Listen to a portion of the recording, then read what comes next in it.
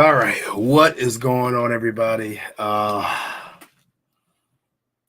Yeah, unfortunately, we are at this point, and the Buffalo Bills 2023-2024 NFL season has come to an end. For the second year in a row at home, on the divisional round in front of Bills Mafia, and for the third time in 4 years to the Kansas City Chiefs. Tonight, we're going to be recapping a little bit of the game, our thoughts, what happened offensively, defensively, some maybe situational football from that game. We're going to be talking about Tyler Bass tonight and the struggles of Tyler Bass, something that my co-host here, James Mallory, highlighted all season and said something's off with Tyler Bass, and at some point it was going to cost us a big game, and damn if he wasn't right. Stefon Diggs. We're going to talk about Stefon Diggs tonight and what's next for Sean McDermott, along with Josh Allen and ESPN Ryan Clark comments on Josh Allen. But before I get too far in, let my co-host get introduced. As you guys know, a familiar face on the show. Co-host James Mallory, J Mal 2, as we like to call him around here, the NFL pedigree, former NFL running back. James, season came to end to the Kansas City Chiefs. I thought this was a team that we would beat, and we just didn't get the job done. Yeah. Heartbreaking. All in all, it's not like we lost to some scrubs. It could have been a Philadelphia Eagles situation. Didn't happen that way. A team we should have beat, yes, but we didn't beat. These two teams are very evenly matched. I mean, think about the regular season. Came down to the wire. This came down to the wire as well. I mean, these are just two teams that's evenly matched. And what we got to do is, figure out a way, not just the Chiefs, but figure out a way to just be better. Just open and honestly. To me, the loss is unacceptable. But as a player, my coaches just always say, the thing that usually is an issue for you throughout the season, whether you win or lose, you know what the problems is. Eventually, that's how you're going to lose a game. That's what's going to cost you. Like when you look back, if you fall short, that thing, right? If you look at our season, right, the one thing that I've been preaching that has been bad is our special teams. Our offense was never bad. Our defense was never bad. Our special teams was bad, right? Yeah. And at the end of the day, our special teams cost us this game. Let's be honest here. I don't want to hear nobody say don't blame it on the kicker or nothing like that. It's three elements of football. Three phases into football, excuse me. Offense, defense, special teams. All three of them are very, very important. All three you practice every single day in practice. So they're equally as important. The average fan, they don't pay much attention until special teams cost you. I say it all the time. As soon as special teams cost you, then they want to complain and all of this other crap. Special teams cost us. It cost us because just like people want to blame Stefon Diggs for that drop, people want to blame A.J. Klein for the missed tackles. People want to blame, certain people for different things, right? You have to hold Tyler Bass accountable as well. You have to. You have to. And that's because you're paid to do something. If Josh Allen missed the throw, that throw at the end, I have zero problem. As a football player, I live with that. I will live with my quarterback making that throw. The tackle got bumped into him. It was short. I want a quarterback that's going to play. Let's play to win the game, which he was doing. And he took that pass to win the game. That's the type of quarterback I personally want to play for. Yeah, he could have hit Diggs and kept it moving. Yeah, that's smart football. I get it. I want a guy that got the cojones to throw that pass. If that's there, we score a touchdown. You take that lead. Not saying you guaranteed to win, but you take the lead. But once again, man, the special teams was unacceptable. And we'll get into it more, JT, and everybody make sure y'all keep tuning in. But But the special teams is because our core player is just not good enough. Like people are so obsessed with the top of the roster. That's why Saran Neal's on the team. Taiwan Jones was missed. People talk that shit. People talk that stuff. Hey, why is he taking up a roster spot? Ignorant ass people that don't know. The heart of football is the core. That core special teams unit, they have to get better. Tyler Medikevich, we love you. Your time is up. Father time hit on him. Yeah. Father time hit on him. Yes, he did some great years. Yeah. You know, and when we kind of just sit back there and we look at it, like the core of that team, it just wasn't good enough. Period. And I don't even think it got to be a lot of top heavy moves made for this team to be better. It's the core. Outside of those, when those two linebackers got hurt, those core players, you know, they gave us a great effort, but they just didn't get it done. So I think Williams is gonna be good though. He's gonna be a good one. But I can dig deep. But yeah. All right, man. I guess I'll start on the offensive side of the ball of this game. Overall, obviously, at the beginning of the game, the Buffalo Bills were punishing the Kansas City Chiefs. I mean, his offensive line was moving completely up their spots. Jamie Cooks was running. Josh Allen was running. Ty Johnson was running. They were getting whatever they wanted on the offensive side of the ball. Obviously leading to a 17-13 lead going into halftime. Very, very promising first half there. And mind you, KC did their thing as well, too. You know, I think D-Dot mentioned in the chat there, you know, finding the matchups, making sure that they attack the A.J. Klein matchup. And mind you, hats off to A.J. Klein. Absolutely. This guy literally came off the street, as he said, was going to, on his way to vacation to the Florida Keys with his family, and went and played in the divisional football game as starting middle linebacker against Andy Reid and Pat Mahomes, and held his own to a point, okay? So hats off to A.J. Klein, but you could see where Terrell Bernard was severely missed. Absolutely. When you got to a game like this game, you saw where a Christian Benford was severely missed. More importantly, a Matt Milano was severely missed. And where you didn't have Devon Miller that you're paying for being back at his level yet. And I'm not blaming the game on injuries because the Bills had more opportunities to win this football game. Because let's not make no mistakes about it. Yeah. This particular KC roster is not a juggernaut. Absolutely not. Probably the weakest one we lost to. The weakest one we have lost to. And one that even with the people out, we should have won this football game. And like I said, we're going to talk about Josh Allen. But offensively, right, we saw that the lack of a number 2 receiver rears ugly head again, especially with Stefon Diggs, to the tune of 3 catches for 21 yards on 8 targets. Obviously, one very, very big catch that would have probably brought his stats from, I think it would have been at least 4 catches for 80 yards, which is a totally different game in field position, things like that. If he comes down that big catch, and he didn't, multiple reasons why. That catch breaks their back, JT. And you know how the game go off on momentum and things happening. Right. That catch would have put them to sleep. Right. So at the end of the day, they just didn't get the job done. Great game for Khalil Shakir. Obviously, you know, the Bills didn't push the ball down the field. We missed multiple opportunities for the big plays. Like I said, you're only going to get 2 or 3 shots in a game like that. Sherfield dropped the ball. Twice. Twice. One right in his hands, other one here. Stefon Diggs, same drop. So you had 3 shots, and I've been critical of Josh Allen and his deep ball this season. I've been critical for the last couple of years with his deep ball.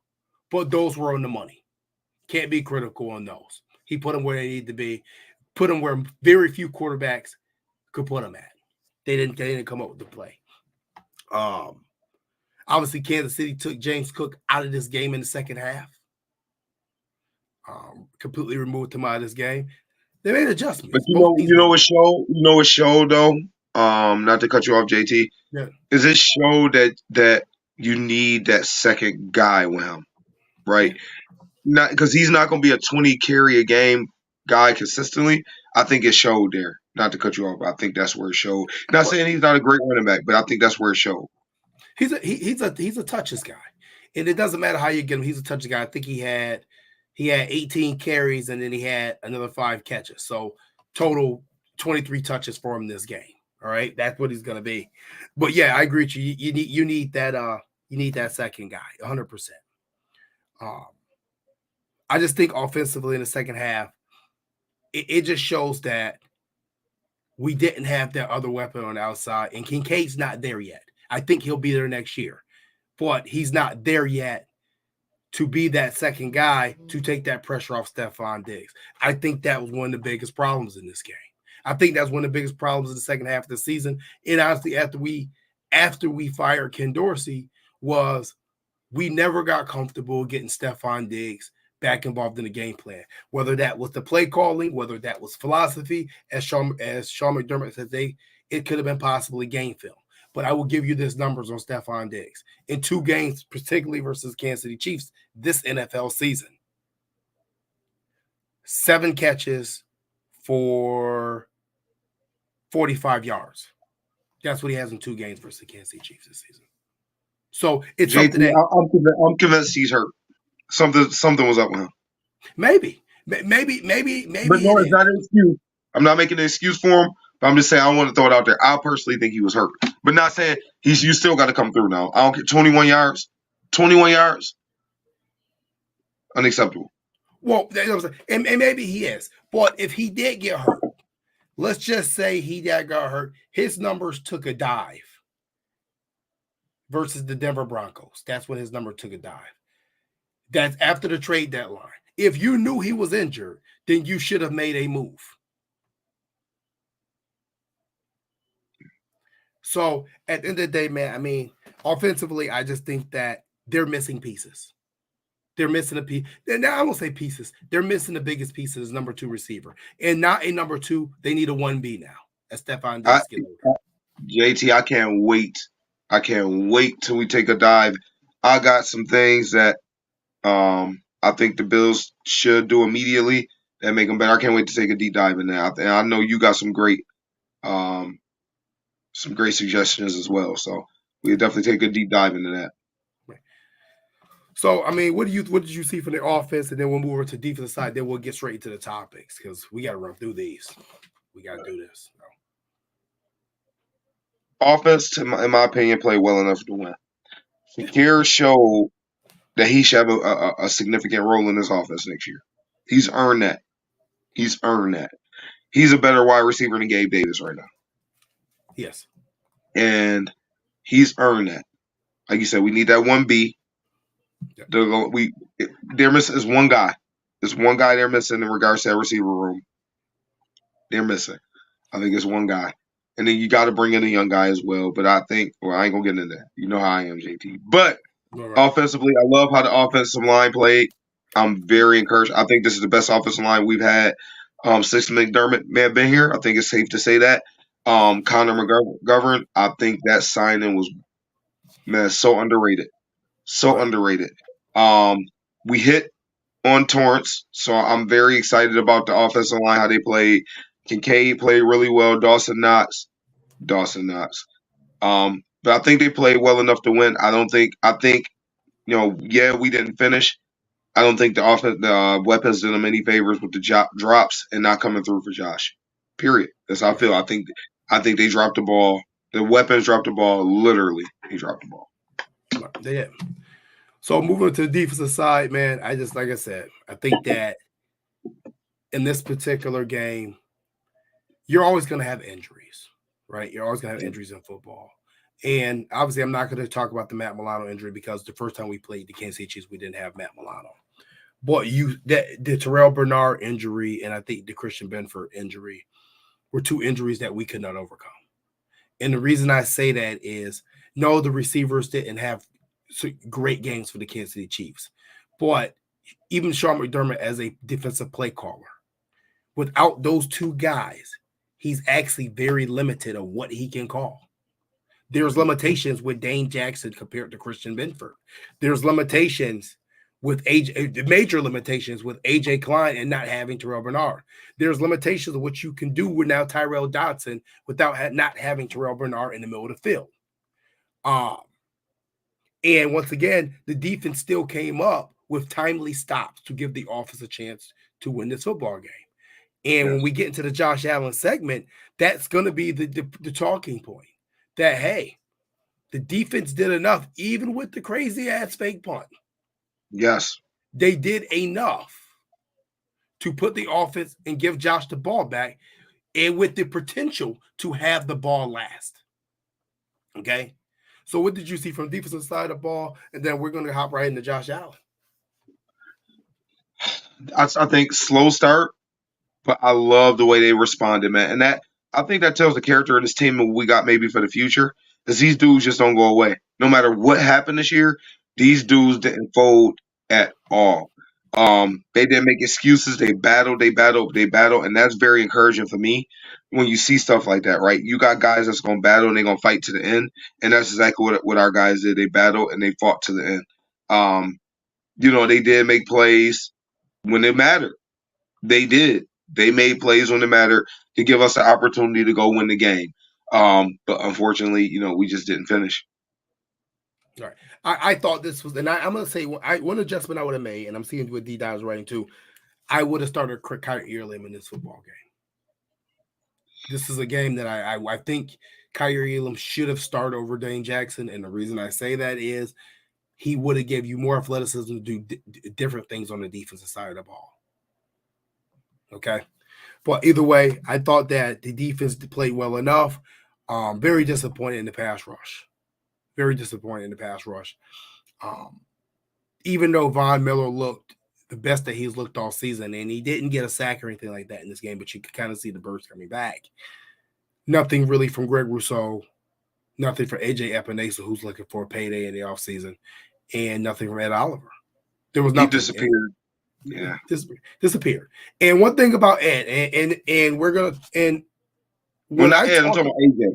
AJ did. Well, Ed didn't have a big one. AJ disappeared completely. We don't know. AJ ain't been the same since the rib injury.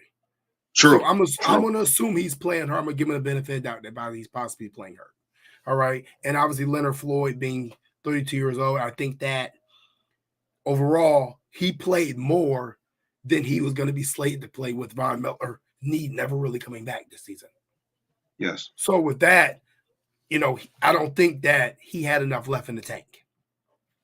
So overall, I thought the defense gave the Bills offense a chance to win the game.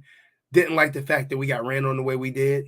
I thought we got manhandled just as much as we manhandled the Chiefs. The Chiefs manhandled us more. I believe, I'm not mistaken, Isaiah Pacheco ran for 97 yards on 15 carries, while Clyde Edwards-Helaire ran for 2 carries for 31 yards. So they gashed us. They gashed us, which allowed them to open up a passing game that's really weak with the players that they have on the outside. So, it's something that it's just unfortunate, man. It's unfortunate that we finally got the Chiefs and Buffalo, and we found a way to lose this football game that we were leading and going in the half. So, unacceptable. But moving on, man. There was a pretty broad statement by ESPN personality Ryan Clark. I wouldn't say controversial, but it is in a way. Where he stated today, if you guys haven't heard it, he stated on the Get Up, where he said, I think that he, as Josh Allen, is ultimately talented. I think he's doing things with football I've never seen at the position. He's still not great. He's still not the winner that we always try to make him out to be. We can keep making excuses like he's LeBron, but like LeBron went to Miami, or before LeBron went to Miami and took it down South Beach and made the big three, this is what we always did. So what he's basically saying is that Josh Allen is not all what he's cracked up to be in the media, that the media makes up to be, and that he's not a winner yet. and that we're making excuses for his shortcomings. Now, James, I'll come to you first. Well, what do you think on Ryan Clark's statement? Any validity to this? I get where he's coming from. I do.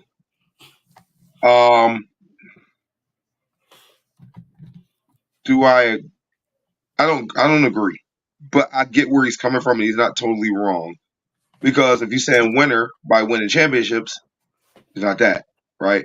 But in actuality, how many quarterbacks in NFL history have won Super Bowls, right? There have been some quarterbacks that's not great who have won Super Bowls, right? There have been some quarterbacks like Tom Brady, but nobody's won as many as him. But I don't look at it that way, right? I look at it as a winner. Somebody, every time you step on the field, you give your team that chance to win. There's never a time since Josh Allen has stepped on the field we didn't believe our team can win, and it wasn't possible that we can win because why? He's a winner, and he gets it done. Yeah, we haven't got to the Super Bowl, but it's hard for me to sit here and say he's not a winner. In my eyes, what I'm gonna say, a winner meaning a guy who has 5 10-win seasons in the 7 seasons, right? No, it's a 6. 6. He has 5 10-win seasons. He has 4 or 5 conference championships, or not conference championships, division championships. Division championship, yeah. 4 division championships. Are you sure it's not 5? It's 4. 4 and 6? Okay. 4 division champion titles. You can't sit here and say he's not a winner. And the way I'm defining it, he's saying winner by championships. Okay, that's maybe a little bit different conversation, right? And also, it's not like Josh Allen's 32, 33 years old, right? There's so much time left in this man's career that Josh Allen, personally, my number is 2 to 3. And I got a feeling once he wins 1, he's going to run that thing back again. I think it's going to go something like that. But I think he's going to get the Bills 2, hopefully 3, but I think he's going to get them 2 Super Bowls. So I think he's a winner. I don't think he's not a winner, but I understand it. I understand what he's trying to say, but I think the way it sounds is just it come off as hater. So let me ask you this question: if you could pick your top 5 AFC quarterbacks right now, top 5, who would they be? Mahomes. No particular order. Okay. Mahomes, Allen, obviously Lamar.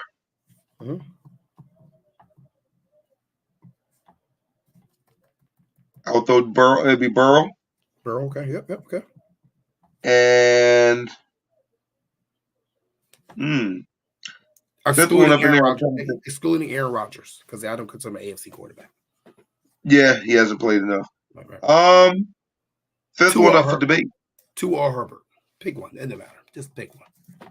Me personally, I'm gonna take Tua. Okay. So let's just say this. Okay. Let's say your top 5 AFC quarterbacks are Pat Mahomes, Josh Allen, Lamar Jackson, Joe Burrow, and Tua Tagovailoa. Once again, toss up, switch between Herbert or Tua. Okay. Now he's somebody that you can say is not a winner. But that's another story. But let's put it this way: if his statement is valid, you would tell me that outside of Pat Mahomes, none of those quarterbacks are winners. None. So Pat Mahomes, 2 Super Bowl rings. The rest of these guys combined, 0 with 1 appearance. That would mean no other quarterbacks in the AFC will be considered winners outside of Aaron Rodgers, who won about 15 years ago, it feels like. Yeah. Now, if you want to criticize, he deserves credit. Yeah. That now. Yeah. Yeah. So I don't agree with the fact that he's not a winner, but I do agree with the fact that maybe he's not what we make him out to be. That's the part of the statement that I may find myself partially agreeing with. And the reason I say that is, okay, if Mahomes and Allen, and I do believe those are the 2 top dogs in the AFC. I don't think it's a question. I don't think it's close third. I don't think Lamar, I mean, you put Lamar in there. I see Lamar's a great quarterback. I don't want to come out saying he's not a great quarterback. This all right. Those three is elite in this. But the Ravens are a team. The Ravens have always been an organization first. They have never been a quarterback driven organization. They've never been that. Okay, they've never been that. So, as great as Lamar is, and I'm rooting for Lamar the rest of the way. Just by the way, that's who I'm rooting for the rest of this way is Lamar Jackson. It has nothing to do against Pat Mahomes or any other quarterback. I have my personal reason I want Lamar Jackson to win the Super Bowl if it's not Josh Allen right now. Okay. But with that being said, Josh had a chance to win this football game and have the ball last and not give this football back to Pat Mahomes in the Kansas City Chiefs offense. And we didn't get it done. And yes, I know Tyler Bass missed the field goal, but I want to talk about situational football right now. Okay. The Kansas City Chiefs are running on us at will. Because we can't stop the run, it opens the RPO. It opens the play action. It allows for more separation on guys like Valdez-Scantling and these other guys who I don't feel are that great on the boundary, but it allows for it. If Tyler Bass connects on that field goal, we're giving the Kansas City Chiefs and Pat Mahomes the ball back with one timeout and I believe a minute and 47 seconds remaining in this football game. We can all say shoulda, woulda, coulda, maybe, possibly, or whatever. I don't have the Buffalo Bills winning this football game regardless. Because of that, because of the situational football. Now, anything can happen. A strip sack, a fumble, interception. I just didn't see it happening, to be completely honest with you. But with that being said, there's 3 plays in this game that I think were left on the field. Obviously, I could talk about the Sherfield drop, and I could talk about the Diggs drop all day. Those were 2 huge plays.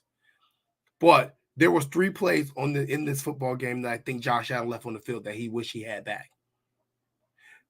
The first play, the first time he threw the ball to Sherfield in one-on-one coverage, and Sherfield didn't come down with it. I understand he's an NFL receiver. I understand he should probably make this play. But this is a guy that we've repeatedly seen all season has not made this play. Or to be honest with you, many other plays at the receiver position. He's really your 5th receiver. And if you want to put James Cook out there, he's probably your number 6 guy or 7 guy behind Kincaid and Knox. It's not a throw that I would have made. And if I am going to make it, I'm going to try to underthrow it to see if I can get a defensive PI. So you lost that drive right there. And I said it in our group chat. We just gave away a drive by that throw. Okay? Because we were fine as long as we weren't putting KC in 3rd and distance. As long as we were in 3rd distance, we were fine. There is no answer to Josh Allen and the way this team was running the ball with him or Cook, anybody else at 3rd and 2 or 3rd and 3. There is no defense that's back, no local call. The second play was, I believe, the pass to Shakir in the end zone. I understand it was cover 4. I understand it was a chance to take the lead. But once again, even if you get that touchdown, you're giving Kansas City the ball back with a minute and 47 seconds. Okay? In that situation, you just get the touchdown.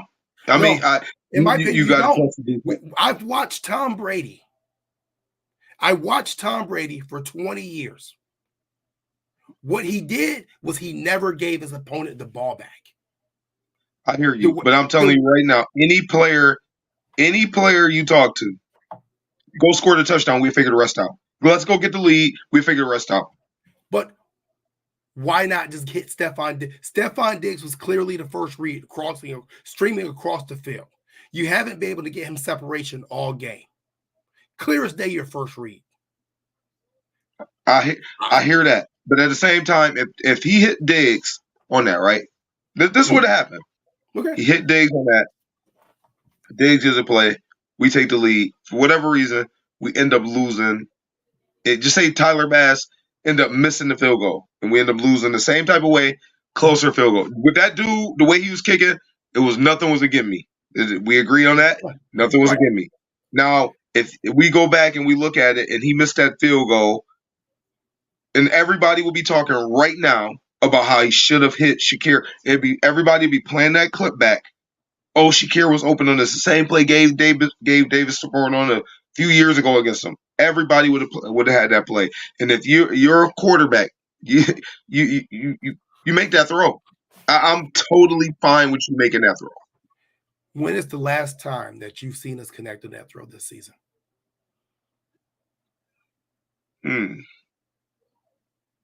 We haven't. Can't tell you. We haven't. I can't tell you, but that don't mean don't throw it. I mean, if that's the case, you only run 10 plays the whole game. You gotta trust it and throw it. You call it to throw it. We haven't connected. We haven't connected on that this entire season. We haven't connected on any shot plays this entire game. They cannot stop us. As much as we couldn't stop them, they couldn't stop us. You give the ball to Diggs in that situation. Because I think Diggs get the first down. But guess what? Even if he got more than the first down. That he got more than he would have got some great yardage on that play. Right. So at that point in time, we're even closer. Now we're gonna make Casey use their timeouts. And like I said, this is a shoulda, woulda, coulda, possibly could have happened. Maybe it didn't. Maybe Diggs fumbles the ball. Running big extra. Anything could have happened. But maybe he dropped it. It's your maybe he drops it. We've seen that this year multiple times. But you take what the defense gives you. In the moment in this game when we stopped taking what the defense gave us in the second half is when we lost this football game. And we can't argue that because it's exactly what happened. We stopped taking what the defense gave us and we started putting ourselves in third and distance. But the defense gave you that play. That's what happened. That's exactly what they gave you. If he took what the defense gave him, they gave him that play. They gave you 2 openings because they gave you Diggs opening. Yeah, because if you saw the cornerback that was chasing Diggs immediately raised his hand for help, he was in trouble. He was in trouble. You gotta hit. In my opinion, you gotta hit Diggs on that. I'm sorry. Like I said, I know Josh has the arm. I know Josh can make throws some people can make. And honestly, I know if he didn't have to throw it off his back foot, maybe it's a touchdown. But situational football is still, we're still giving Casey the ball back with 1 minute and 47 seconds. We still could have ended up losing that game at that. I mean, we could have lost the game. It wasn't a given. It wasn't a given. It wasn't a given on multiple fronts. It wasn't a given if we scored a touchdown because they had a lot of time, and it wasn't a given with even you throw the Diggs with Tyler Bass. I didn't trust the dude. Right. I mean, I don't know what's going on. I just didn't trust him. Right. They got to bring competition in for him next year. That's a whole other story. But then competition. He's not saying that he was passing them off, but he passed them off really late. He passed them off by the time Diggs is running by the left guard. It was really late. So Diggs is already 5 yards on the field when he catches that football. Like I said, you got to go to your money plays. And something like that, in a situation like that, this is exactly why Stefon Diggs threw the tantrum he did in the offseason. Am I right or am I wrong? You had a chance to hit him in the clutch. And don't be wrong, I know Stefon Diggs missed the ball for the 60-yard play. But it doesn't matter. You had a chance to hit him in the clutch, and you went to Khalil Shakir. No disrespect to Khalil Shakir, but that Stefon Diggs is wide open, Shakir is wide open.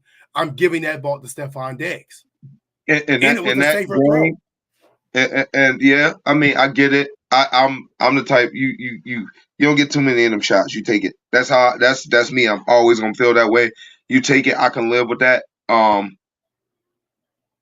just can't. That's me personally. I mean, all of it is coulda, shoulda. We don't know what would happen, what should have been done. At the end of the day, we didn't get the job done. And the team got to figure out how to get the job done, get over that hump, so to say. Yeah. But I'll move on. Like I said, I just believe that Ryan Clark statement, there's a partial truth to it. I happen to do believe that there's a lot of excuses made for Josh Allen. I don't believe that this last 7-week performance, any excuses had to be made. He played like he had to play. He protected the football. He did whatever it was that he had to do to get us to this point, and he almost got us this W. But once again, almost only counts in horseshoes and hand grenades. And we took another playoff exit. Let me ask you this. So would people have said this about John Elway at age 27, that he's not a winner? Who? John Elway. I mean, John Elway finished his career the right way. And But I I'm mean, talking about age 27. We talking age 27 John Elway, where people had considered him a winner. If they're not under Ryan, what Ryan Clark is saying, he would have considered him not a winner, correct? So if John, once again, like he has a lot of football left in him, and so far in his football career, I mean, he's on a Hall of Fame track, man. This dude is on a Hall of Fame path. Like, legitimately, he's on a Hall of Fame path. He will be. He will be. Yeah. Yeah, I mean, he's better. I already said on the show, he's better than Jim Kelly. Like, period. Yeah. He's the best.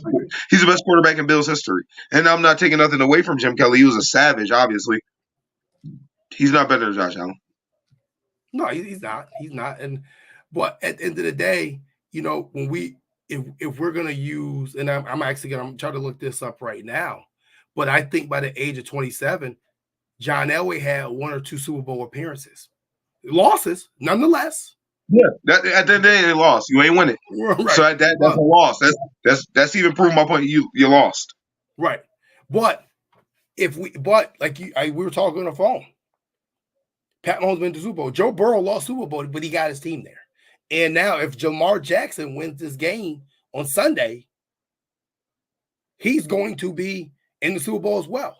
And now, when we start talking about this top 5 list that we just named off, 3 of those guys would have been in the Super Bowl. And it's going to put added pressure on Josh. Yes, absolutely. I totally agree. But if we talking about that Ryan Clark thing, we saying winner. If you don't win it, it means nothing, right? Or is he saying get to a Super Bowl that make you a winner? Right. Like, what are we doing here? You know what I'm saying? Right. If he's going by that winner, it's only if you win the Super Bowl. So that Joe Burrow not a winner too either. I mean, if he's going by that. Yeah. So I don't. I mean, like I said, I don't agree with the winning part because, like I said, this league is different. The NFL out of all the leagues is probably the hardest league to win a championship in out of all the major sports. Oh, absolutely. Okay, it's the hardest one, mainly because of the injuries. Well, at the end of the day, like just like last year, nothing changed. You needed 31 points to beat Kansas City. That was the number last year, and that was the number this year. You need 31. We knew going into this game. We said it last week. With the injuries, the offense has to win this football game. Mm-hmm. The defense held in there long enough. So at the end of the day, Jason Stroud asked a good question. Does Josh Allen have a Matt Stafford trajectory where he leads and eventually wins a chip? And you know what? That's a very good question for the simple fact that in this day and age of football and the way contracts work and free agency and instant gratification, mostly, he won't get to be John Elway at 35 or 36 when the Super Bowl and 2 Super Bowls here. It would be more like Matt Stafford. He's 100% right. And that's a damn good question. I don't think as long as being, no, I'm not going to say that. I'm not going to say that. I'm not going to say that. I really won't say that. Yeah. I want to say that they wouldn't down the line if I'm not even going to say that. But I know where you're going with it, and you're probably going with it at the ideology that as long as me and McDermott are here, Josh Allen to be here, which I think you're 100% right. But I'll tell you what, you keep finishing short like this, and they're not going to be here. Yeah. Which brings me to our next topic. Where you want to go with this? You want to go McDermott, Tyler Bass, or Stefon Diggs? Let's go right to Diggs. Let's go to Diggs. All right. Obviously, there was a report that came out tonight by, I believe, Tony Pauline of Sportskeeda, and it said that Stefon Diggs is committed to Buffalo, and he is content with this role. Obviously, we know he declined to talk to the media after the game yesterday. But, I mean, he also declined to talk to the media after the Pittsburgh game as well. But where do you think we're going with Stefon Diggs? Obviously, we know last offseason was haywire. I particularly feel things are different this offseason. I do too. I think it's very possible next season is the last season for Diggs in Buffalo. I think next year's his last year. Even if we win a Super Bowl or we lose, I think it's probably going to be his last year. I believe we'll get into this. I believe you'll see a first round receiver pick, and I think you'll see a free agent sign too. And I think Diggs will be an elite slot for 3-4 seasons after next year. So I think he'll play he'll be our number one. We know he's a beast still. But after next season, I think he still has 3 seasons of elite play in the slot, maybe even 4. But definitely 3 solid seasons in the slot. If he's willing to commit to that role, then his pay will have to come down. I think yes, right. I think he would be an asset, but it's great that he where they're reporting he's committed. If he's committed or not, he's not going anywhere. Tell people this all the time. Quit worrying about, oh, is he mad? Is he happy? Is he this? Is he that? He's not going anywhere.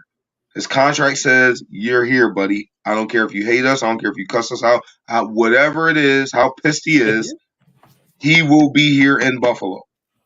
And I can tell you this now, the type of player Stefon Diggs is, he's going to step on the field and he's always going to give you 110%. So fans, quit getting out of y'all emotions. A lot of y'all would, oh, is he happy? Is he this? Oh, he's not happy. Get rid of him. It don't matter.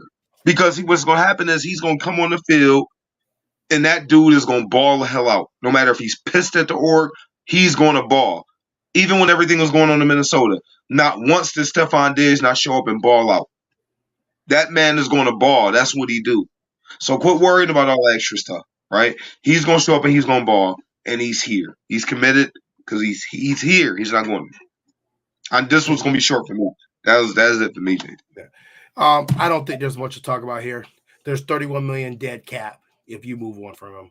He's not going anywhere. He knows it, so he might well be committed. They know it, so they have to be committed. So even if either party wanted to do something, financially, you can't do it anyway. You're $42 million over the cap going into this offseason, and you're going to add more money by getting rid of him to that cap deficit. So he ain't going nowhere.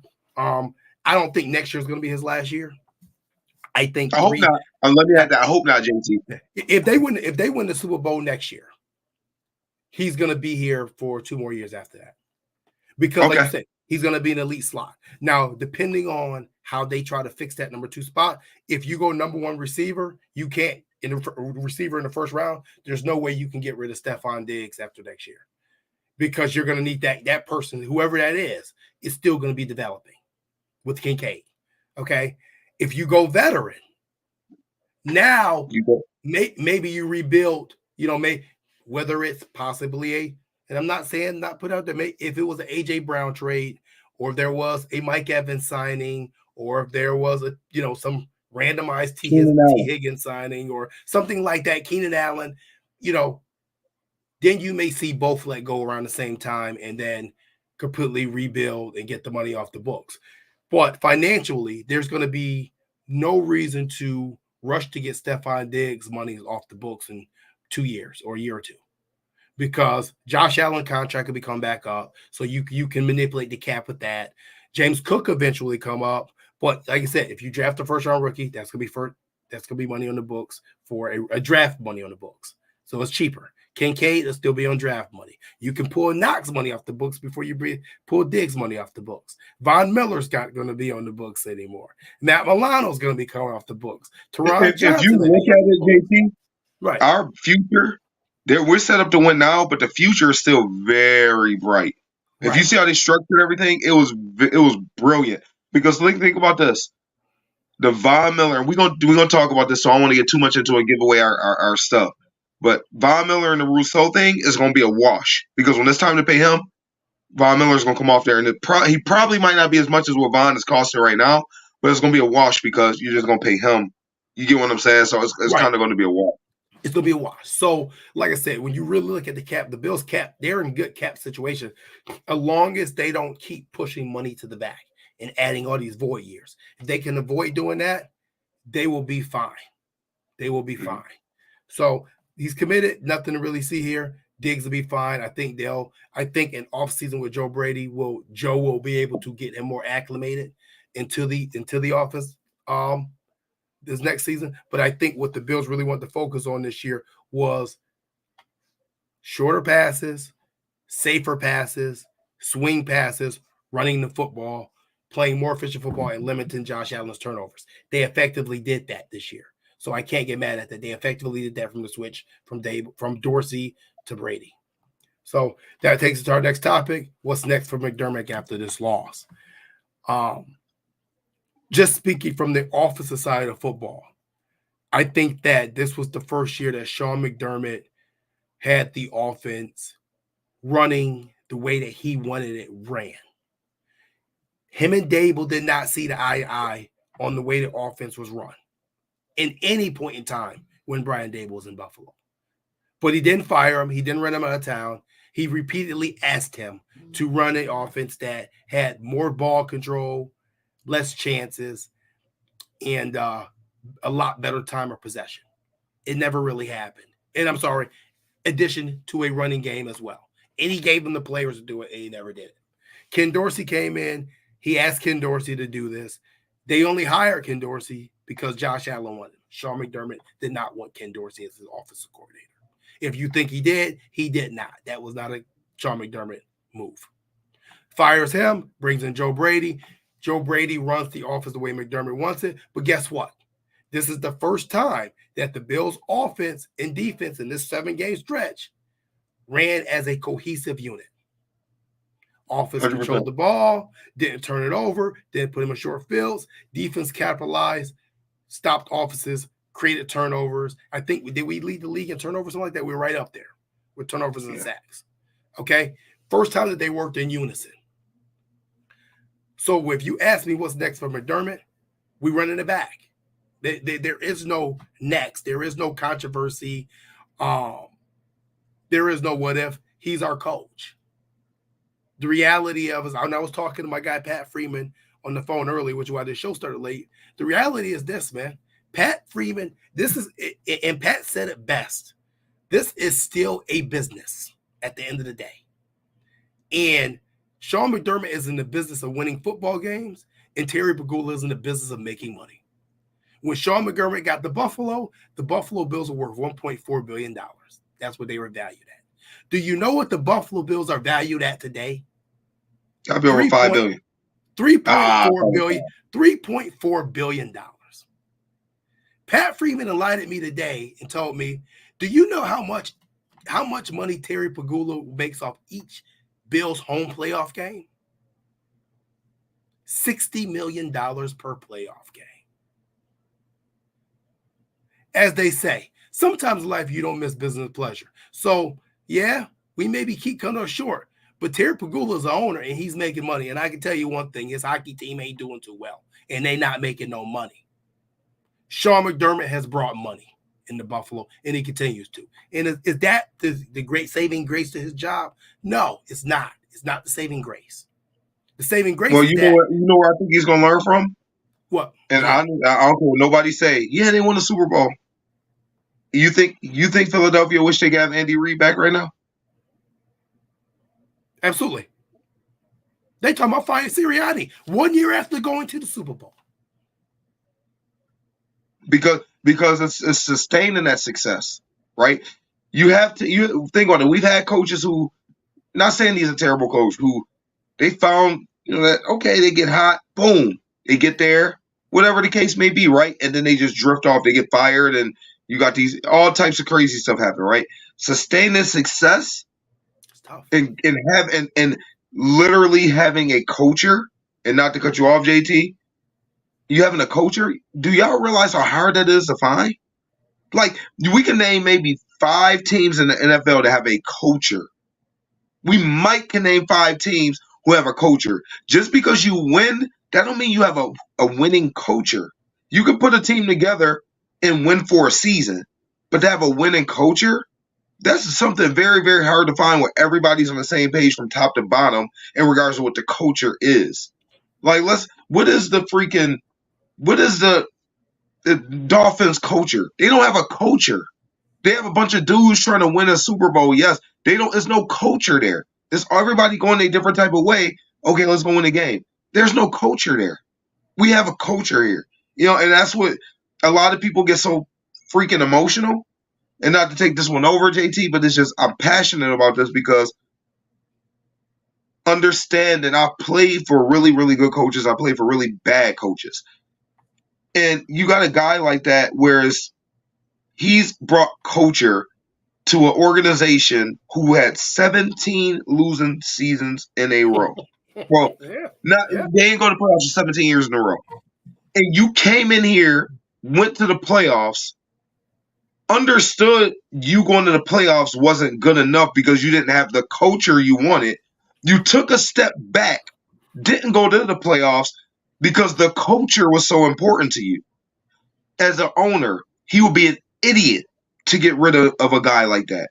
Because guess what we'll do if we fire McDermott? We'll be looking for somebody to get a culture in here. Right.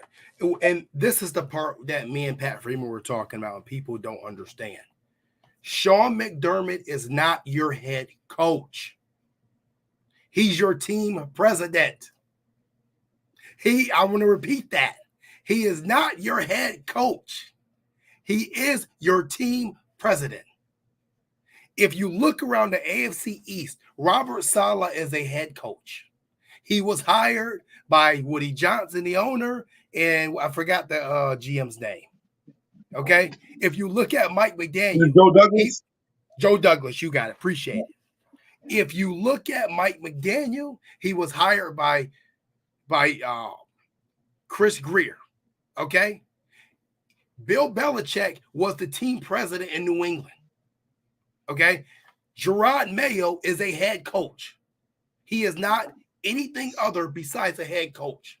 Sean McDermott is your team president, which means if you fire, and thank you to Pat Freeman for enlightening me tonight on this as well, but if you fire Sean McDermott, you have to fire everybody. He hired everyone.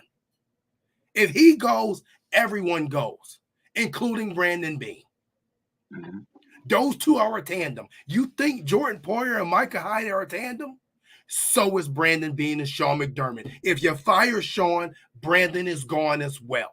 And I don't think people understand that side of the business. They don't. They get emotional and they want it now.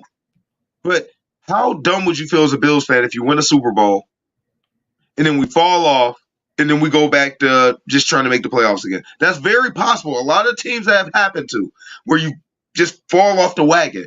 They got a culture where you stay in success for we already right now, we're going to be Super Bowl contenders right now. I don't care what the haters say, any of the analysts, when you talk Super Bowl contenders next year, the Bills will be a top 5 Super Bowl contender next year, period. Right? And then when you do look at the Sean McDermott, JT, if he left the Bills now, he will break a record. He will be the highest paid coach in the NFL. You know what? So I laugh at this part because people are so quick to say, yeah, you know what? He's Marvin Williams. I'm sorry, Marvin Lewis, right? It is very possible he's Marvin Lewis. It's also very possible that he's Tony Dungy or Andy Reid. There's always an other side when you flip that coin. And the way Marvin Lewis never had the Bengals looking like the Bills do. I'm adding that for the people who say that. The Bengals never looked like these Bills teams. Never. Not a chance. Not a chance. Okay. There's not too many games. There's not one game that we stepped on the football field this year that you said the Bills couldn't win. And we played a lot of top-tier teams. There's not a game this season that you said that the Bills could not win. There's not a game last season that you said the Bills could not win. Now, mind you, they came up short. Last year, I give a pass. I throw last year completely out. I think that this team was done with football. They didn't want to play. And I think that's what partially led to the Stefon Diggs issue with the team last year. But this particular team, they had a chance to throw in the towel. They had a chance to lose. He had the chance to lose the pulse of that locker room. Easy. When that Ty Dunn report came out, we didn't know how this was going to go.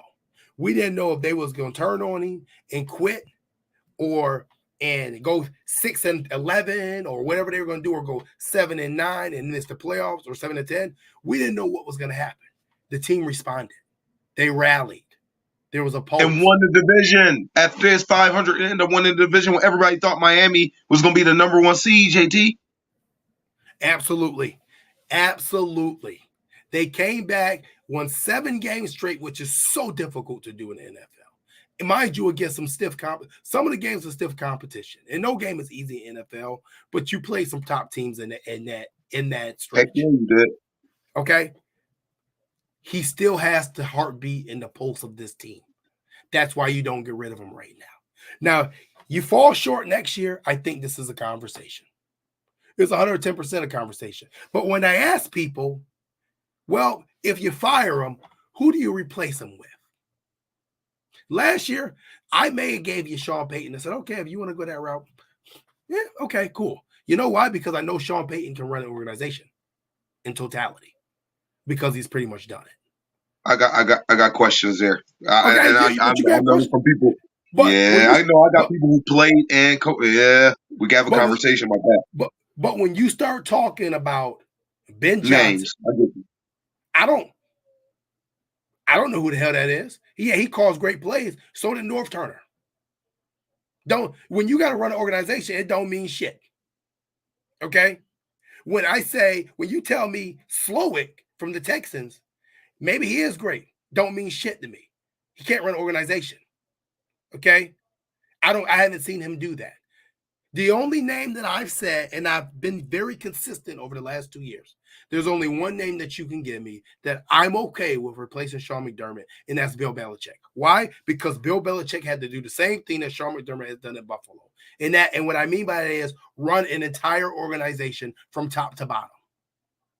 You run the scouts, you run the coordinators, you're involved on both sides of the ball with the elite quarterback, and you run everything. If you're not going to bring a coach that can do that, you're going backwards. You're going backwards. And like I said, I know Mike Boger says the Lions are about to make a Super Bowl for us. It's sad. It's not sad. No. It's just football. But then again, the Lions will go to Super Bowl this year and never make it back. They never win the NFC. That's my point with the emotional stuff. Like it's not. Yes, we all want to go. But it's sustained success. Like right now, the Bills are going to be a Super Bowl contender. After this year, it's legitimate. Like, are the Lions going to go 500 next year? They may not go 500. Right. It's not guaranteed. They're not. No. They may be set up, but they may not be set up. We don't know. But and the NFC is extremely weak too. We must add that.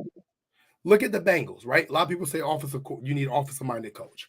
Well, Zach Taylor was on the verge of getting fired before they went to the Super Bowl run that year. He was on the verge of if he didn't make it to play, he was getting fired. He was gone. Okay. The other part about that is now this year they missed the playoffs because Joe Burrow got hurt, but now you're getting to that point where you already paid the quarterback. This is when it gets dicey with roster moves. If you pay everything will change for them. Right. If you pay T. Higgins and you pay Jamar Chase, you're not going to have much money left to pay anybody else. So this man may not have a job in 2 or 3 years. The same goes. You heard what Jamar Chase said. You heard what he said. What did he say? Got to be the highest paid receiver. Yeah. He said, "Hey, maybe something like he needed."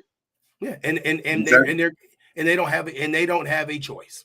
And with that being said, Nick Sirianni. The Eagles contacted Bill Belichick to see if he had any interest in their job. And this is a guy who just led the team to the Super Bowl. So, like I said, there's no sustainability is huge. And you see it in 2 particular teams, Pittsburgh and Baltimore. We say every year Mike Tomlin gets a quarterback that they can be back in it. And every year we say Baltimore has a shot. Sustainability is key, man. So I don't think he's going anywhere. I don't think it's a conversation to be had. If we come up short next year, I think then we have to start talking about it. Then we have the conversation. It depends how we. It depends. Hopefully, we don't come up short. Hopefully, we go to Super Bowl. But it depends how it happens. Depends on the circumstances. But it's very well possible it could be maybe a conversation. But it depends how it happens. I'm gonna get to some of these questions real quick before we move on. Are we keeping Joe Brady? Absolutely. I think the interim tag was ripped off. Actually, I think that we should name him associate head coach next year, after next season. If he doesn't get head coaching job, Wait, don't I thought Eric Washington had that title. Don't somebody already got that title? It was Al Holcomb. Might be, as one of them got that title. Somebody got that title, I believe. Yeah. Let's see here.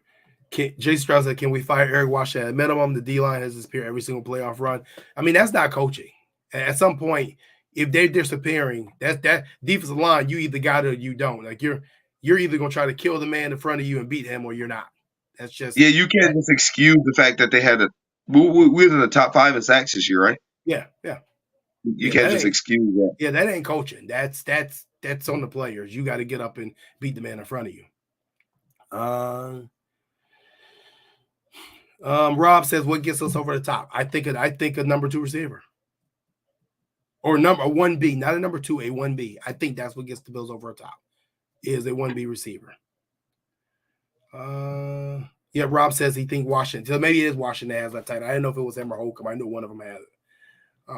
There's someone else said I wanted to go back up. I know it was a good question. Josh Lane says, "So what about Buffalo making moves for Mike Evans, T. Higgins, or Khalil Mack?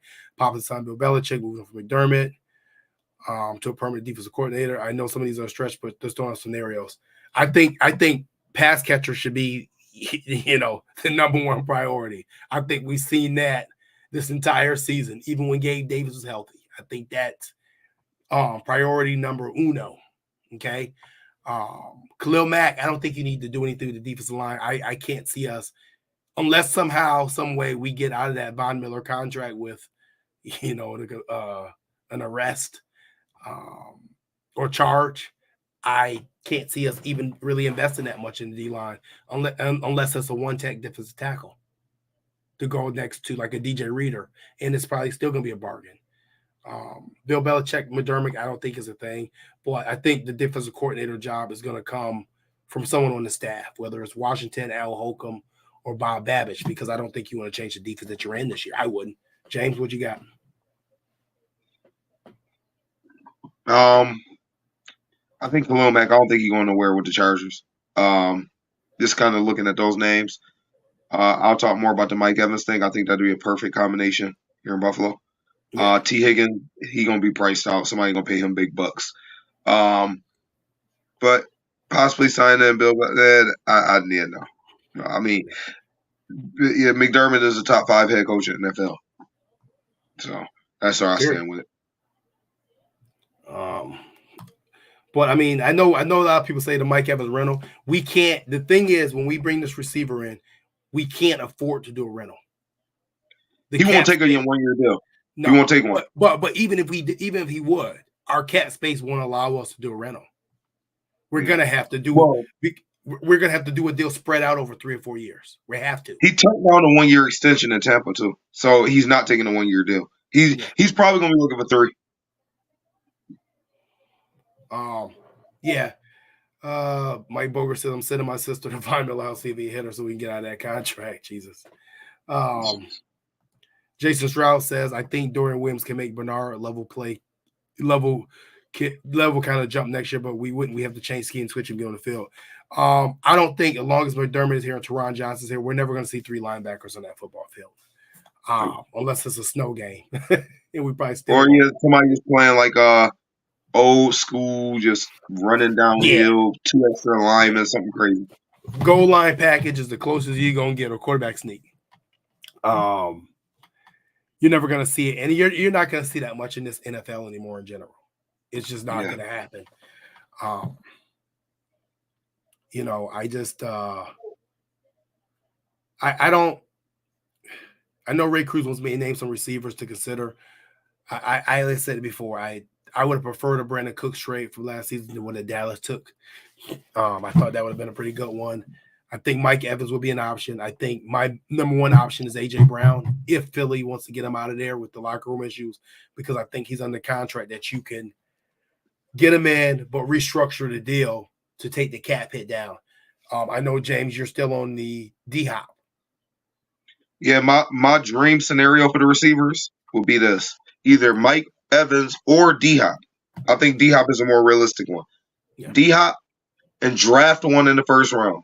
So you going Stefon Diggs, D-Hop, Shakir, your first round pick, Hardy, and it's a battle for 6. I mean, you can't go into the season with 2 or 3 reliable guys because of injury. We need 4 dudes that's dudes, and you should be able to toss the ball. And then you can't forget James Cook. I think you got to go get a veteran. You got to draft. You got to draft one first round. My opinion. I think they're actually gonna trade up for one. Tyler Boyd is a name that I think is a pretty solid bargain. That is available. Yes. Tyler Boyd would be one that I think is going to be available because I do think the Bengals are going to retain T. Higgins and cut Boyd loose. So you know why I got to say D-Hop. The reason why the drop situation is no longer a thing with D-Hop. That's not happening. He's a professional. He's a high point in the ball going. We need that. We're missing that big time. They like a size 22 hands, I believe, something like that. Ray Cruz says safety is high retires. We got some goods on that. Yeah, I mean, I'll briefly talk about it now. What I think they should do with that, and then I'll elaborate on later. But I believe that you take Rasul, regardless if you're going to keep Trey Davies White or not, you move Rasul Douglas back to free safety. Well, you see what McDermott said today in regards to Trey White. Did you see that comment? No, I didn't see. What did he say? Yeah, when they asked about Tre'Davious White, he said we're going to take it one day at a time, out of respect for the player, and see how he can help us next year. So that means that means that may be trade bait. And obviously, you're not going to get major value. I would probably say at best maybe a 5th round pick, maybe conditional 3rd. With a conditional up to a 3rd possibly. But, it's $10 million in cap savings. And you've been saying for the last couple of years, you thought Benford and Elam was still the future of the cornerback here. So I said it after the draft happened, when I made a phone call, my homeboy who trained Benford said, and I said it again, we got receipts. He said Benford is a first round talent, period. He was like, if he went to a bigger school, he went to a smaller school, Villanova, went to a 1AA, he would have been a top 15 to 20 pick. Nothing to talk about. And I said it. Elam and Benford is our future at the corners. Right. Tracy Stroud says whose contract is easier to get out of, Hines or Hardy? Because we need to find more consistent kick returner or punt returner. I don't think we need a more consistent kick returner or punt returner. I think your kick returners should be Ty Johnson heading into 2024, 2025. I think he's earned his roster spot for next year and hopefully maybe 2nd back or 3rd back, but I think that's your kick returner. If not Hardy, I think Hardy is still one of the best punt returners in the NFL. I think towards the end of the season, he's shown that. I just think that our special team unit as a whole was fucking trash, to be completely honest with you, and that we need to replace Smiley as soon as we can this offseason. I don't even think a punt returner is that's why I think Hardy's a lock. I don't even think that's a discussion. But since Andre Roberts left, that's the only person I felt comfortable with back there. I mean, no question about it. Isaiah McKenzie and Hines is going to be cut, I believe. Hines is $5 million in cap savings if you cut him outright. And I don't think there's any cap penalty to do that. So I think that's the move you're going to make.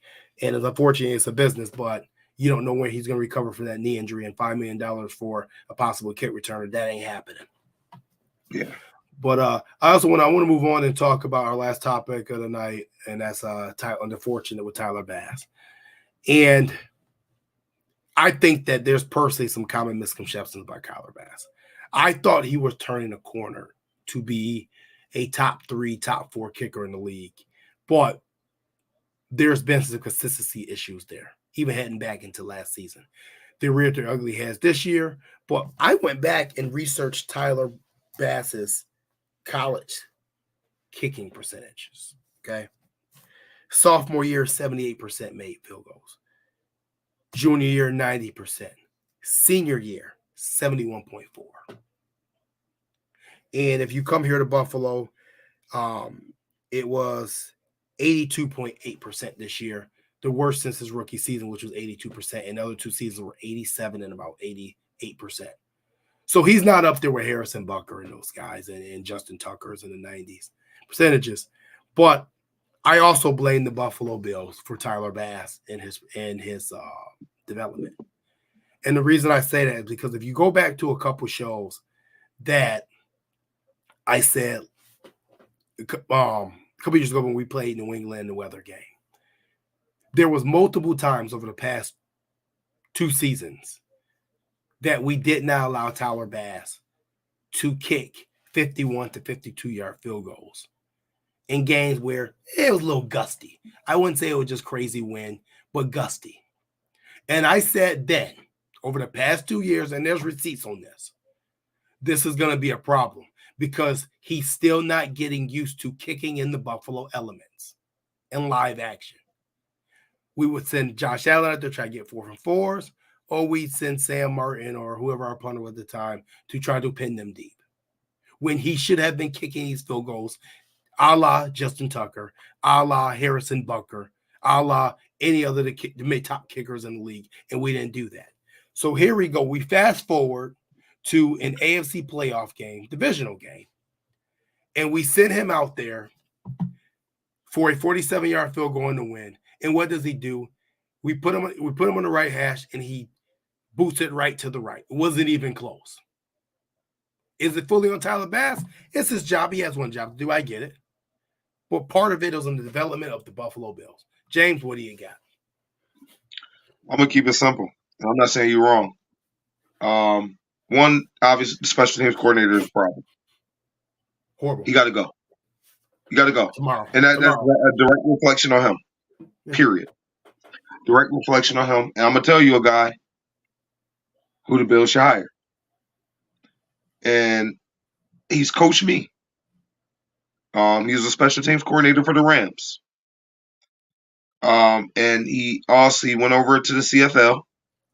And Winnipeg has gone to 5 Grey Cups under him? And they special teams are elite. His father coached in the NFL for 30, 40 years. He's a legend. His name is Paul Boudreaux. He should be the Bills special teams coordinator next year. They should hire him. And one thing I know about special teams coordinators and the time they spend, while everybody's doing offense and defense, and we there with our scripted plays, we going Skelly, you scout team, the kickers, punters, they're off to the side working. So if you got a bad coach working with him, you're not getting nothing out of that. So I don't even blame Bass. I blame it directly. This falls directly on coaching. Yeah. Directly on coaching. Absolutely. What happened was his plant foot. If you look at where his plant foot was, that's why he missed the kick. And more than likely, we are all creatures of habit. I'm pretty sure he probably wasn't corrected on that multiple times in practice because the special teams court is a problem. Yeah. So guess what? I've been saying all year about special teams and people overlooking and just say sign stars and they don't care about the special teams unit. Why do we got this guy on the team? Why is he on this team? Because that guy's a hell of a player. And Tyler Bass, I think, can still be a really good kicker for us. 2 things that need to happen. You need to get a new special teams coordinator, and you need to bring in competition in camp. Real competition. You got to bring competition in because we haven't had competition. I don't think we brought competition the last 2 years in for him to compete for the job. You got to compete. He's going through training camp. He's kicking, but he's not kicking for his job. You got everybody else fighting for their jobs out there. Literally everybody else besides Josh Allen and Diggs. But there's competition. This dude's pushing them. Well, not Josh Allen. We know what it is. Everybody else is being pushed. He's not being pushed. That's a problem. So don't be surprised you all see a veteran kicker signed to compete with him. They're going to do that. So on the other end, like I said, he just got to receive the extension. He has to make that kick. I said during the middle of the season when he went through that rough patch, his mechanics were off. His mechanics were off all season, and he was never going to get them back during the season. Check this out. You know one of the best kicking consultants, kicking coaches in the country lives here in Buffalo, New York. Yeah. Absolutely. Lives right here in Buffalo, New York. Who's that? Works out of Buffalo, New York. Sam Watts. Okay. He's closer to Rochester, but he does a lot in Buffalo, and he helps out. He goes and do camps in Arizona. We've done a camp together, specialty camp together. I've had the returners, he had the kickers and punters, and some long snappers as well. One of the best in the country is right here in Buffalo. His mechanics are off. And honestly, everything about our special teams was off all season. Outside of that punt return from Hardy in the Miami game, we had nothing from our special teams. And when you get nothing from the special teams as a whole, including giving up a lot of yards on kick-off returns that we didn't give up in past years, that's coaching. And I agree with you. We got to bring competition in for them. Well, what I don't agree with is I don't agree with death threats. No, I don't agree with having guys that we root on and that. And don't be wrong, we're critical of players on this team because that's what we do this for. That's what we do this for. We do this to pat them on the back and praise them and lift them up, but we also do it to criticize them with fairness and dignity and respect. What is not okay is death threats. Okay? This dude missed a field goal that was to tie a game, not even to win a game, not to win a playoff game, not to win a Super Bowl, but to tie a game where you were going to give the best quarterback in the NFL. And yes, I'm going to say it, Bills Mafia, the best quarterback in the NFL, and he will be that until someone unseats him. Patrick Mahomes, the ball back with 1 minute and 47 seconds left. So it's very likely we were going to lose that game regardless, in my opinion. But I don't agree with death threats and things of that such. If you do stuff like that on social media, you're a coward. You're a coward and you're a scumbag. And if you get that mad over a football game, which is someone's job, and it's not your job because you weren't good enough to do it. And I'm sorry, I played sports growing up. You played in NFL, James. None of us can go out there and kick a 47-yard field goal in Buffalo's win. Not even as great as Josh Allen or Stefon Diggs. None of those guys could do that. Okay? If you send death threats to players over anything, you're a scumbag and a piece of shit. And you should not be allowed to go to any games. You should not be allowed to watch any games. And honestly, you should be thrown in jail. The only thing you should be watching is the clock till it's time to go outside, where I hope somebody will brutally beat your ass for being a dumbass to do some shit like that. Just being completely honest about it. So, I hope he gets his mechanics right this offseason. I think he will. Because, I mean, this is a guy that we got to meet personally, and he's a cool-ass dude. We met him personally at my guy Cherry softball game. Okay, very humble dude. I met him multiple times. But at the end of the day, it's a football game. And he going to get it right. Because he wants to win. His competitive level is no different than Josh Allen. He wants to win. It's just unfortunate that we have people in this world that love to be scumbags and do shit like that. It is. So, end of the day, Tyler Bash, you still got our support. Get it right. Come back next season. Improve. Prove that you can be who you're going to be. And guess what? Even if he come back and he struggles, the Bills have to let him go. Doesn't matter. Still has the support. He's a man first, a football player second, and we don't do stuff. And I think he'll bounce back. Yeah. Once we get rid of that special teams coach, that special teams coach should be fired faster than Ralph Wilson when Ronnie Jones fired for Wade Phillips. Because I haven't seen our special teams unit this bad since Ronnie Jones and Wade Phillips in Buffalo. Period. Even in our bad years. Bruce DeHaven, special teams wasn't this bad. Bobby April was never this bad. So, hey, it is what it is. But hey, I mean, James, I don't really have much else to say as we get ready to sign off.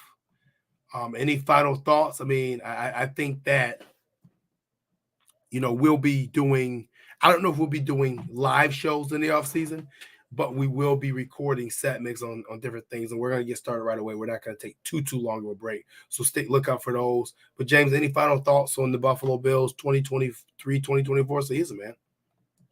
Overall, I think it was a success. When you look at ups and downs and where we were at 6-6, it's funny because Bills fans went from when we were 6-6, hey, we just want to make the playoffs, just figure out a way to get in the playoffs, to now we win the division, we get the 2 seed, to this is all, it's a huge failure, and this and the third. We look at what we were. It wasn't a failure. I don't think the season was a failure. I'm disappointed we didn't make it to Super Bowl. I'm very disappointed. But you sit back and you just be realistic and you look at it all. The season was a success in a whole. Now a failure and just blowing up like that to be Philly and Miami, that's a whole different story for how theirs went. Ours didn't end that way. So we're not, the Bills aren't broken or anything like those teams. Have got some other issues going on. They paid big time money to people and they just flopped. Like, yeah, but that's another story. We just got to keep pounding. I have faith and believe the Bills gonna get it right. And we do get it right, it's gonna be a great thing. We're gonna look back at these times like, damn, that did sting, but they'll be all right. And we're gonna have tune in, y'all. If we do have a live show, there's gonna be some things we pop up and maybe something that like breaking news type of stuff we got to talk about. But we got some great segments. JT and I have had some discussions in regards to things we think the Bills should do and they will do. The last about 4 seasons, we've called some things right out that was going to happen. Yeah, we said it on the phone, but unfortunately, you all didn't hear it. But this year, we won't let that happen. We will put it out there, and we're gonna do our thing. Yeah, because the problem, we don't have our season. I know Jason Stroud asked, "Are we still on Apple Podcast?"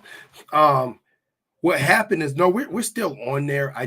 We stopped uploading episodes to it this regular season. I think we did a couple, and then it was the audio just wasn't uploading right. So I had to get that fixed, and I'm gonna get it fixed this off season, and we'll go back on the Apple Podcast. So just stay tuned for that. I'll definitely let you know when that happens. Because we definitely want to do some different things, marketing and clip wise. It's tough. Like I said, it's tough doing podcasts and having full-time jobs and kids and all that type of stuff. It ain't easy. So, but no, I think overall that the 2023-2024 season, when I remember this season, yeah, I know we came up short, and I'm not trying to sound like the constant, hey, we'll get them next time. You know, I'm not trying to sound like that, but the biggest thing I'm going to take from it is I saw adjustments. I have not seen adjustments in this team before. I've seen roster adjustments, but mentalities and habits, I did not see adjustments over the last couple of years. This year I did. I think that going into the offseason, you're going to see you saw adjustments from Sean McDermott with the defense, but I think overall, even after that cowardly Ty Dunn report, I think you're going to see a lot of adjustments in how McDermott handles this team, because I think he's going to look at himself and say, hey, I could do things a little differently, because I think he thinks outside world, he's looking like a mean dictator, you know, my way or the highway. And I don't think that's who he is at all. You've dealt with him. I've met him multiple times. That's not who Sean McDermott is as a person. But what Sean McDermott is as a person, he's a person that looks and listens to the people around him. And he's a caring individual. And I think that some things he's going to alter about how he runs his football team. I saw with Joe Brady coming in with Josh Allen, I saw a game plan that kept him more honed in, more on a leash, where we weren't turning the ball over. The turnovers almost disappeared towards the end of the season. Okay. We saw a team who had a running game who had a running game this season. Something that we can't say in the past. And when everybody said it was running backs, we saw Devin Singletary go take a job in Houston. We saw Zach Moss leading the NFL in rushing yards. Okay, up until his injury and Jonathan Taylor came back. And we saw James Cook just go to the Pro Bowl.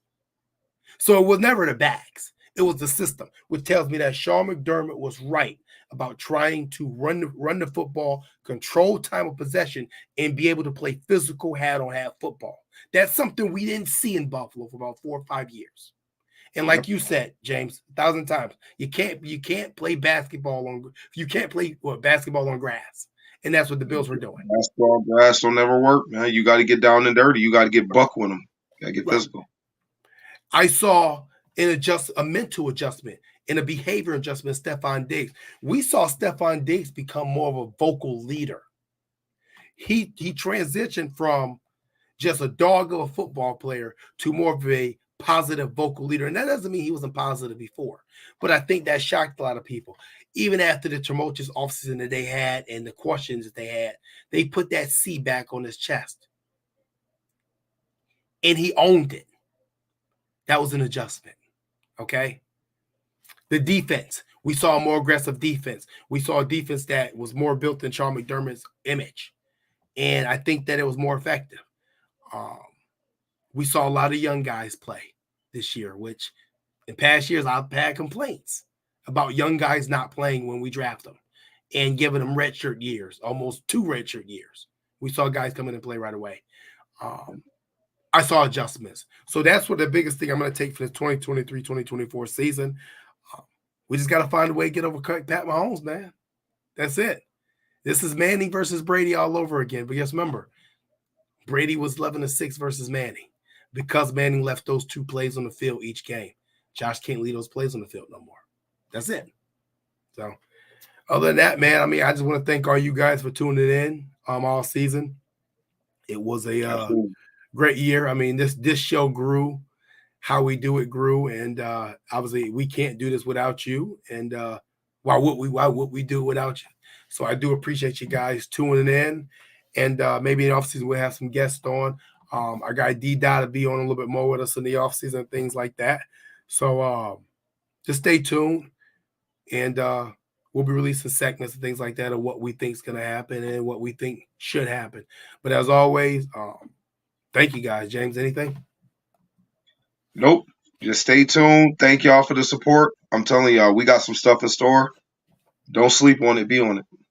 That's it. I like that. I can put that on a t-shirt. I ain't going to give you no proceeds, though. I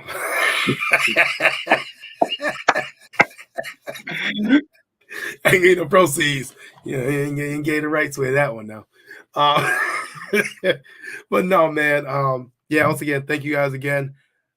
Let's just say hats off to the Buffalo Bills. 2023-2024 season came up a little short, but hell, we know from the past this could be a whole lot worse.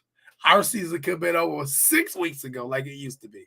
So I'm not going to sulk. I'm not going to be sad. Please, nobody sacrifice themselves to the pit anymore. The season is over. Don't jump in the pit. Okay, it's done.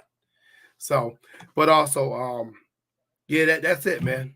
Great season. Thank you guys for tuning in all year. Remember, this is nothing personal, just Buffalo. I'm your host, JTM. I got my co-host in the building with me, NFL pedigree, James Mallory. And remember, this show is brought to you by Checkers. Catch you guys later. Signing off. Great year. As always, go Bills.